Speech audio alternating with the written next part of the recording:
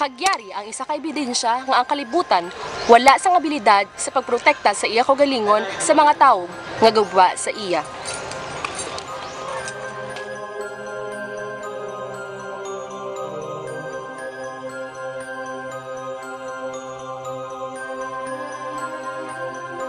Ano ang matabo sa sini nga mga basura kung hindi sila mabutang sa insakto nga lugar?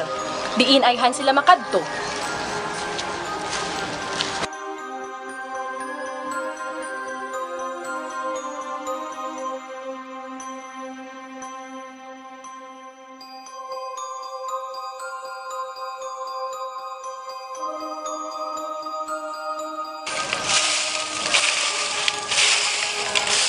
O Marie, kamusta na bata mo? Ay, Marie, kalaing gito bala Marie sang iya nga pamatsyag yapon. Nananong gisahaw? Ay, gasakit tong iya nga ulo pagkatapos patay sa suka, Marie. Ti, wala ka plano dalon sa doktor? Ay, kabalo ka pala Marie, sang kabugo na ano gid, kapigaw, tapos kagasto kong dalon sa namon sa doktor. Ako sinyo, dalon yun na lang sa albularyo. May kilala ka, Marie? Oo, si Lando. Lando, ang taga-digto, nga ano? Oh, sige, Marie. Kay para magmayo na tong pamatsyagan ni Junior. Salamat, gid ha? Sige.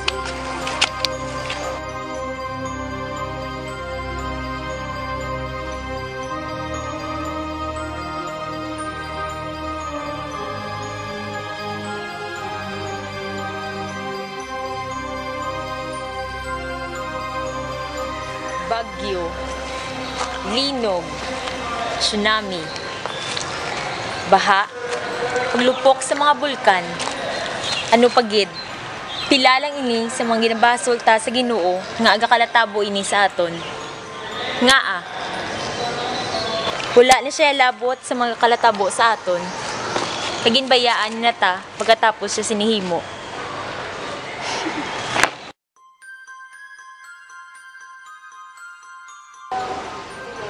Gapati ka sa kuring, sa ido, sa paka.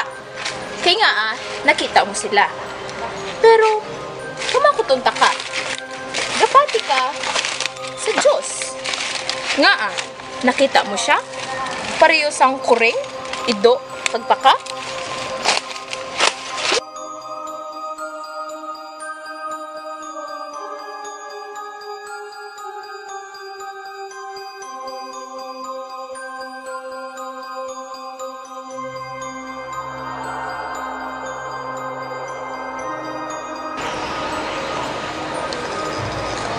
Kung mapatay ka, kabalo ka din makatungin mo yung kalag.